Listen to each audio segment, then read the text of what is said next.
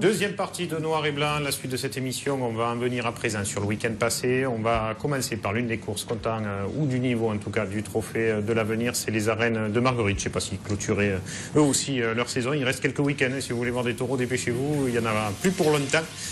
Jusqu'à la patate d'or peut-être à Saint-Martin-de-Croix, mais après c'est terminé pour les grands moments de tauromachie. Dimanche, donc 21 octobre, on va commencer par le dimanche à l'avenir, cette complète de Guilherme. Ah là, il faut que ce soit Julien, parce que c'est bien prononcer les noms des taureaux de l'Alain de Guilherme. Course intéressante, où il manquait peut-être l'équipe habituelle des arènes de Marguerite ce jour-là, qui ont brillé tout au long de cette saison, mais avec un Jean-Henri Ougit très bon, côté droit. Et cette épouse qui est peut-être actuellement le meilleur taureau de Guilherme, avec Gastaboy. Et on le voit là, combien de rasés il prend sans que les hommes arrivent à ne serait-ce que l'approcher. Et belle enfermée, après Jean-Henri Ougit, justement. Alors Julien, comment il s'appelle ce temps? Araujo. C'est facile, hein, Araujo.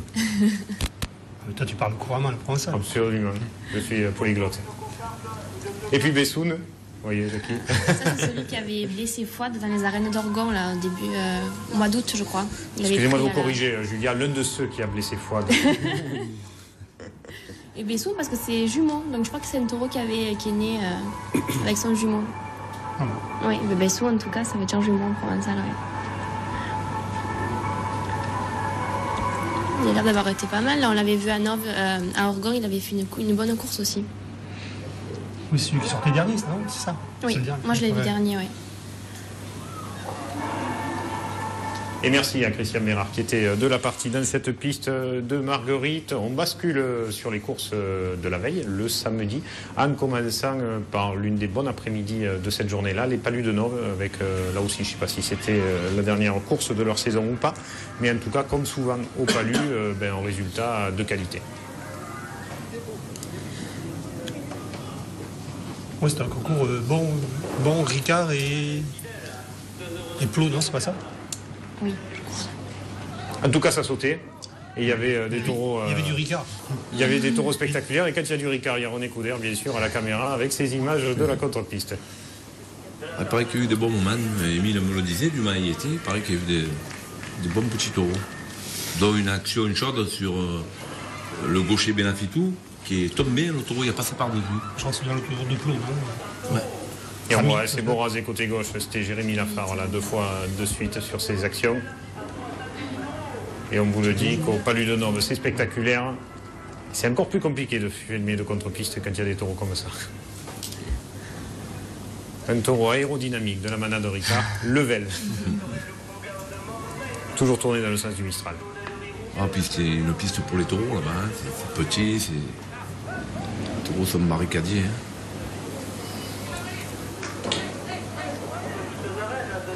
Puis alors, toujours un public complet. Hein. Les gens aiment les taureaux là-bas dans le village. Il y a toujours une bonne ambiance, il y a toujours de bonnes courses. C'est vrai. Il y a toujours eu des bonnes courses et du monde, hein, toujours plein.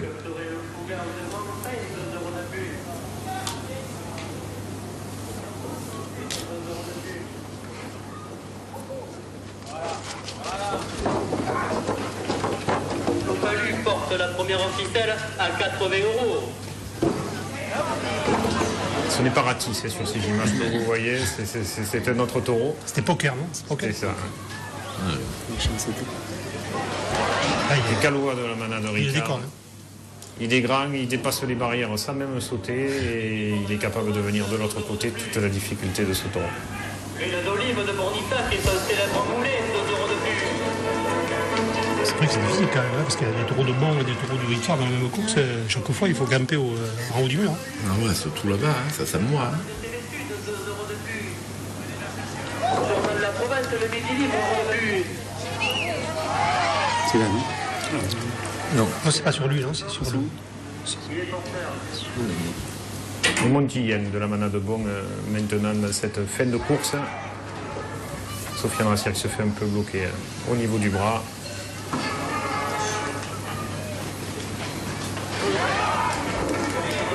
Un taureau compliqué sur le Ah rasé. bah, c'est sur Rami, il s'est fait attraper. C'est Rami? Je crois bien. Ah, Émile me l'a dit, il m'a dit j'ai quoi. C'est un taureau qui avait gagné le Trident, non, je crois ça. Hein. Oui. Le Trident d'Or, on y reviendra. Voilà, Ça va venir le week-end prochain. c'est là, regarde l'action. Le taureau, il passe par-dessus. Vous pouvez le prendre avant la barrière. Ouais. Et là, quelle action de Nabil Benafitou qui, heureusement, a réussi à s'enrouler à la barrière et le taureau lui est passé dessus sans trop de dommages. Chez Pete Nicole, 2 euros de plus. Finale du trophée Saint-Juin. Et Vegas avec un taureau avec qui il ne faut pas jouer. Et là, ça avait l'air compliqué, non? C'est Tour de Ricard, ça. De bombe. Et voilà, taureau qui à revoir forcément un dernier de bon taureau jeune dans cette piste, ça saute un petit peu de partout. Mais en tout cas, le public qui venait voir des actions, qui venait voir des taureaux spectaculaires ce jour-là, qui est ressorti satisfait, Jackie.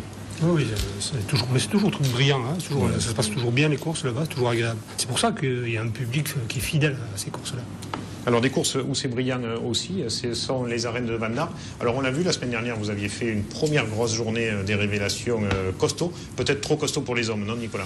Oui, c'est vrai que la première affiche avait plus de noms connus de taureaux, que là on est revenu vraiment à la base des révélations avec des taureaux qui sortaient de protection, que c'était leur première année à l'avenir. Donc après, les 2 courses ont été bonnes. Bon, on a vu surtout à la première Covadis qui a été au-dessus du lot. On a vu un bon notaire.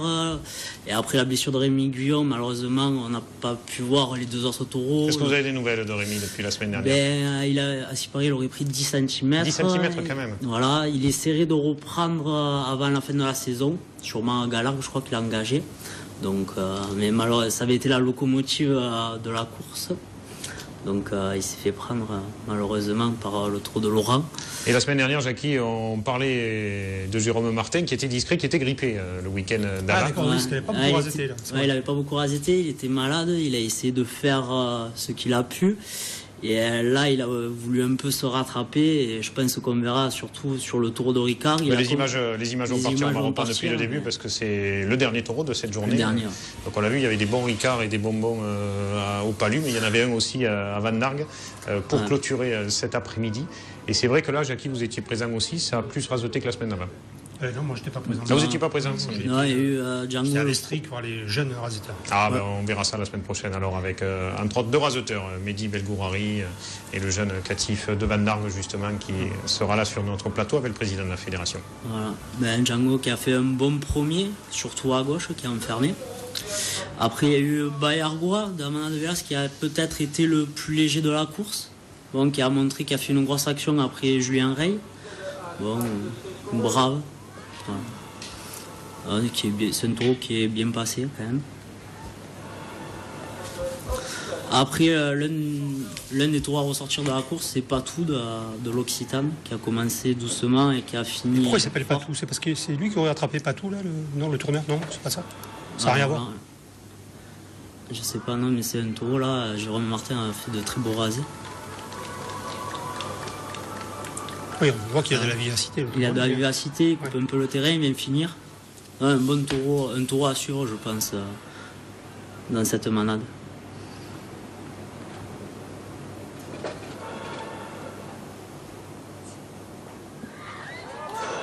Très bon. Quel rasé de Julien Rey et quelle action.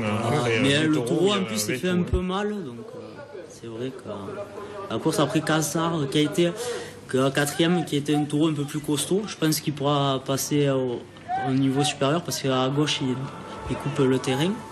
Donc, il a fait réfléchir les hommes. Là, on le voit sur Jérémy. Notre copain de fois, donc ça m'a montré. Voilà, alors là, Marink de Blatcher, qui surtout est gaucher, qui a fait des grosses actions.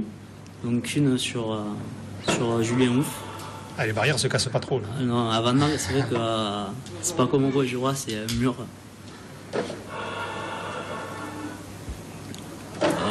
C'est dommage parce qu'ils l'ont cassé du bois, lui.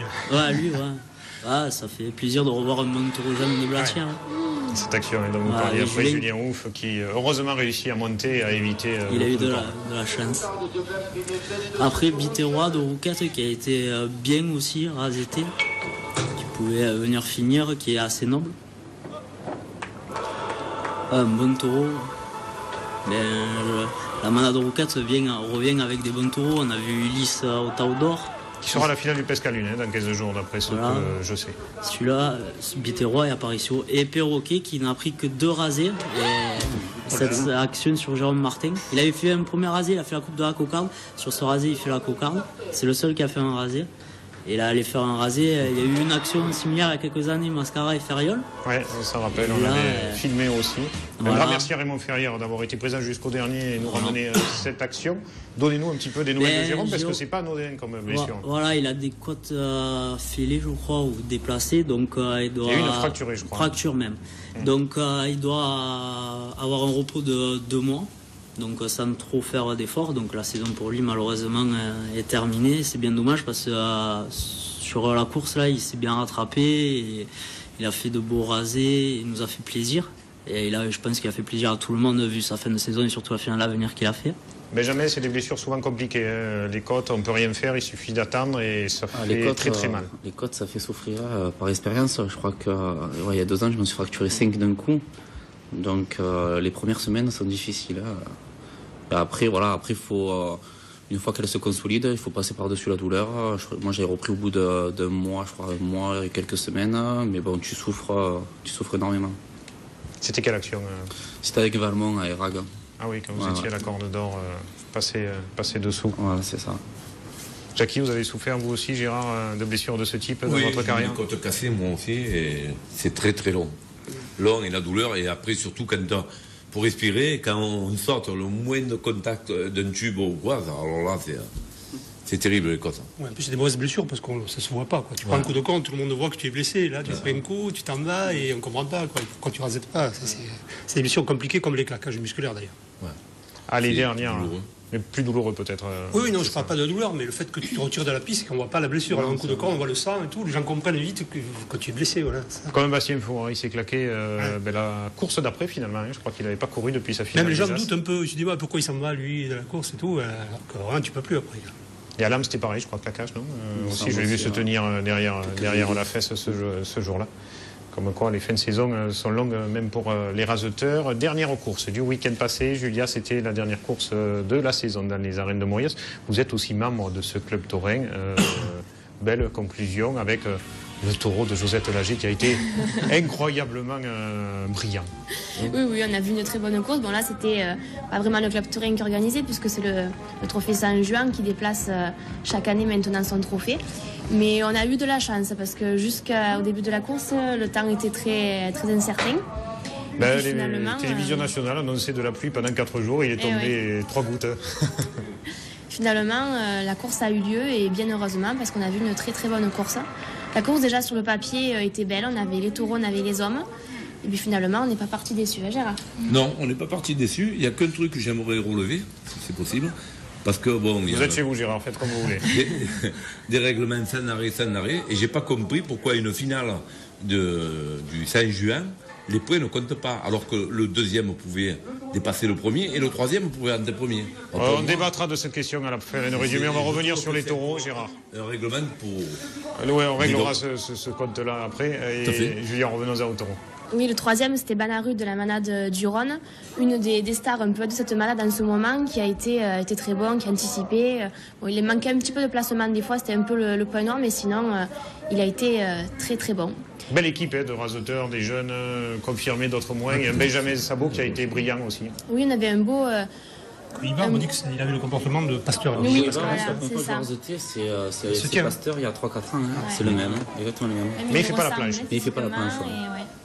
Là, c'est Moustique, le fameux Moustique. C'est ça. Comment vous l'avez trouvé, Benjamin, ce Moustique? Moi, ce Moustique, je ne le connaissais pas. Donc, quand je ne connais pas un taureau, je demande aux jeunes de l'avenir. Vous auriez pu demander à Josette. En fait, ils m'ont fait une montagne. C'est vrai que le taureau est très froid, il fait peur. Et finalement, l'entreprise sur la fin, il s'est avéré beaucoup plus brave que ce qu'on avait annoncé. Oui, c'est Jérémy, la phare, qui a levé la cocarde à 475 € quand même. Donc, elle est montée. C'est ce que je disais à Julia, vous en avez fait peur au début. Et après, quand vous l'avez pris, le taureau, on a vu que le taureau ne dominait pas tant que ça. Non, mais en plus, il aurait pu avoir un quart d'heure peut-être encore meilleur, parce qu'il plus raseté, il aurait été spectaculaire. Mais bon, Toscane de Chauvet à présent sur les images. Ça fait rien, ce Moustique, quand il s'en va, il s'en va haut des fois. Ah oui, là, peut-être il était un peu mou. Il est dangereux, Sofiane Rassir là, qui se fait coincer à la planche, sans gravité je pense. Non, c'était pas trop grave, il s'est fait un peu coincer la cheville, je crois. Puis Toscan qui a aussi été un peu un des barricadiers. Il a eu son raseteur, lui, non? Comment? Il a eu son raseteur. Et puis Moka. Et Moka avec, pour finir aussi, Benjamin grand Sabot, barricadier. Benjamin qui l'a bien fait briller dans ce quart d'heure. Benjamin Sabot qui veut rattraper peut-être le temps perdu dans cette saison 2012, lui qui a démarré tôt à Imargues, mais Oui, quand il trouve un taureau même à sa mesure, comme ça, il rasette bien. Il est volontaire. Ouais, c'est joli. Il n'a qu'un défaut, il met la main en sautant et j'ai bien peur que le jour il va se faire coincer le jambe.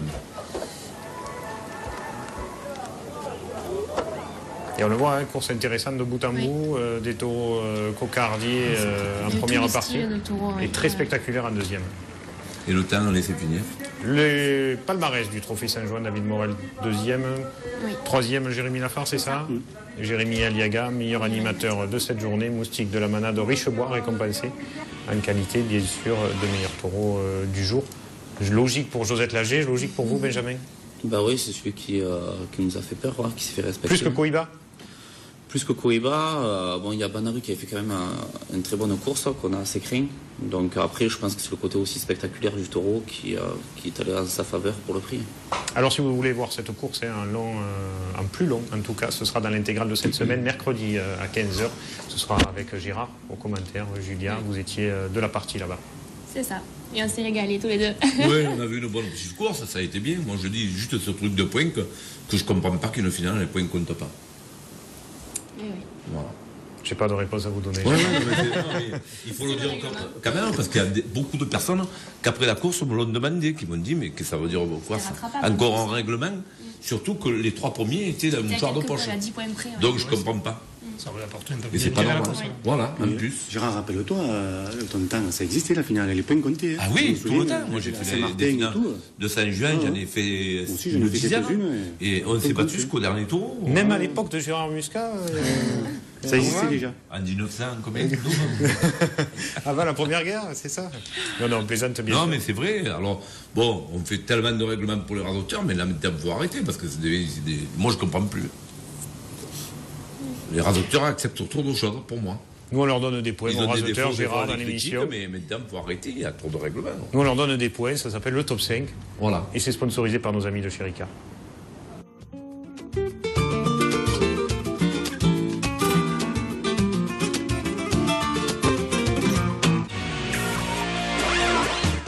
Cinquième cette semaine, Jean-Henri Oudjit, qui a été, on vous l'a dit tout à l'heure, leader dans les arènes de Marguerite, et bon durant ce week-end. Donc ça nous fait plaisir d'avoir l'un des rasoteurs le plus à l'ouest, parce qu'il est là-bas au fin fond de l'Hérault, je ne sais plus quel village, Nicolas, vous savez? Port-Iragne, voilà, c'est ça. C'est tellement dur à dire que je ne me rappelais plus. Voilà, bravo à Jean-Henri Oudjit et au club taurin de Port-Iragne par la même.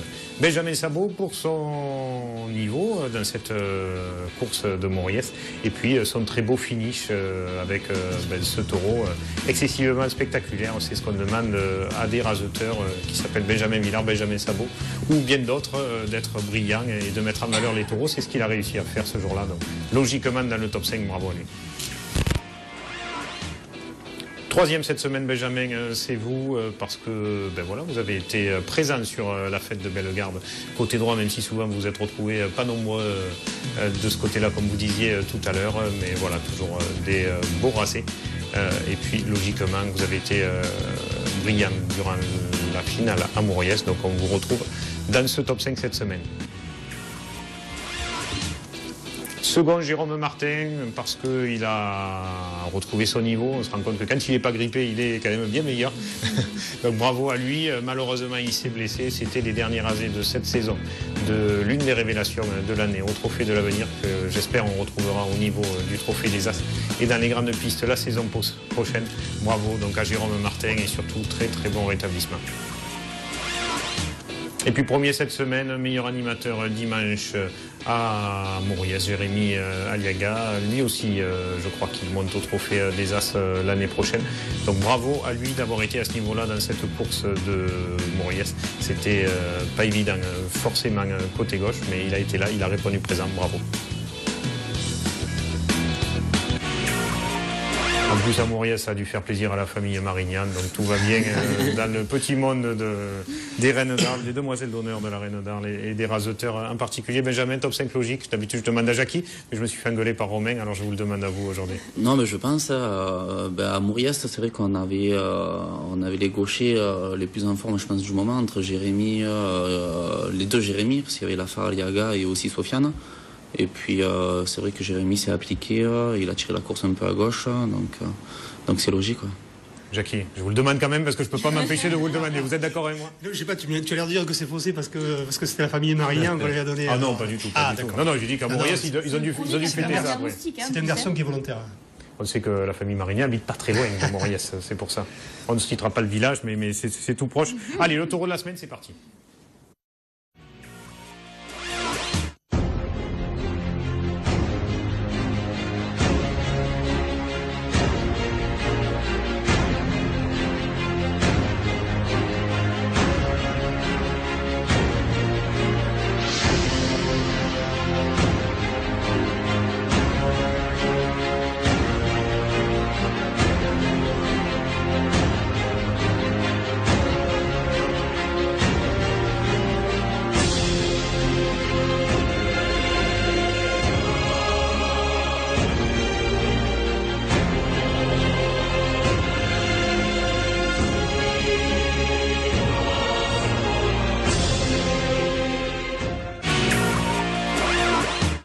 Un grand bravo à la manade de Richebois et puis à Josette Lager en particulier. Elle aussi devait être contente dimanche soir à Mauriès. Il paraît qu'elle est rentrée très tard, non? C'est ça? Elle a fini au Purple. Elle a fêté ça, oui. Ouais, ça m'étonne pas de Josette Lager. Ouais, mais alors on a changé le cours de manadier, c'est plus brillant maintenant. Ah, je sais pas. Elle a plusieurs coups de cœur, Josette. C'est comme ça, elle marche par coups de cœur. L'intimité de Josette Lager ne nous regarde pas, Gérard. Elle a un cœur d'artichaut. C'est ça. Allez, bravo à la manade Richebois, bien sûr. La fin de cette émission, c'est le calendrier, parce que les finales sont finies, mais il reste encore plein de choses. En tout cas, si la météo le permet, on l'espère. Et ça démarre par ces courses-là cette semaine. Samedi, Saint-Laurent-des-Gourses, course comptant au profit en tout cas de la NAPI, avec voilà, un concours de manade intéressant pour cette journée. Bouillargues avec la 3e finale des espoirs de Camargue, c'est des taureaux jeunes sélectionnés durant la saison et qui sont sortis en ligue et qui sortent ce jour-là avec des raseteurs un petit peu plus confirmés, donc ça permet de voir à l'œuvre peut-être des révélations des années à venir qu'on verra à Vandargues ou ailleurs la saison suivante. Voilà, les 2 premières courses de ce samedi. Les Sainte-Marie-de-la-Mer, bien sûr, grosse journée Biodor en perspective avec le double Biodor qui sort Garland de la manade des Baumelles le matin et toute la journée autour des Baumelles au Sainte-Marie-de-la-Mer. C'est un week-end du club taurin Étienne Boissé. Bien sûr, je crois qu'il y a une journée la veille, le vendredi aussi, organisée à la manade des Baumelles avec en vedette Rodin qui sera là aussi pour cette complète de la manade des Baumelles. Vous serez présent, mais jamais, j'ai pas vu les raseteurs. Je ne serai pas présent. Pas présent ce jour-là, bah, écoutez, tant pis, je regarderai mieux mon calendrier la prochaine fois. La suite des courses de ce week-end, avec dimanche Saint-Laurent-des-Gouzes à nouveau d'un côté, Cabane et Oreille de l'autre en Provence. Ça, c'est des courses plus ou moins du trophée de l'avenir. Et puis les autres courses, avec Vandargues d'un côté, le 10e trophée Roger Itier, qui n'a rien à voir avec Henri Itier, peut-être de la famille, parce qu'Henri Itier était originaire du village. Et puis 2e journée, là, comptant pour le trophée de l'avenir au Sainte-Marie-de-la-Mer, au niveau, en tout cas, avec 6 manades présentes ce jour-là. Trophée Itier, c'est encore des espoirs ou non, c'est un peu plus confirmé, course du niveau des As. Donc il y a une journée complète. Donc à partir de 11h, il y aura des emboulés, des manades boc et des termes qui seront rasetés par des amis raseteurs. À midi, on aura la brigade de la manade Agnel. Après, nous aurons l'apéro chez Sabri Aloigny au café. Et l'après-midi, la course du trophée Roger Itier. Dernière course de la saison? Non, avant-dernière course. Il reste le 1er novembre, le traditionnel trophée des vignerons. Donc voilà. On sera là jusqu'au bout avec vous. Pas de soucis. Bienvenue. Je crois qu'on a à peu près fait le tour sur les courses de cette fin de semaine, samedi donc et dimanche bien sûr. On n'a pas parlé encore peut-être du DVD. Ah, il nous reste Bellegarde, oui j'allais oublier. 2e trophée Jean Biès ce dimanche. Voilà. Vous n'êtes pas présent non plus, Benjamin? Non, ce week-end je suis au repos forcé. Au repos forcé. Personne n'a voulu s'attacher à mes services, donc au repos. Allez, peut-être le téléphone s'en aura d'ici là pour ceux qui regardent l'émission et qui ne le savent pas. Voilà, pour avoir été à peu près complet, je crois, sur ce calendrier. Dernière info, bien sûr, le DVD des 3 finales qui est sorti la semaine dernière. Vous pouvez envoyer un chèque de 31,50 €. Ce sont 4 heures d'image, 1h45 sur la finale des As, 1h15 sur la finale du Trophée de l'Avenir, 1 heure sur la finale du Trophée des Raseteurs à Pérol. Voilà, pour revivre en grand format et de manière plus complète ces grands temps forts de ce mois de septembre-octobre en course camarguaise. En tout cas, ces 3 finales du Trophée Taurin. Merci d'avoir été là, Jackie, Julia, Gérard. On se voit la semaine prochaine. Merci tous les 3. Bonne fin de saison. Benjamin, on vous reverra en image bientôt. Merci de nous avoir suivis. Merci au petit Romain, Alain Bérisy aux caméras et Nico en régie avec Fred. Ciao, ciao.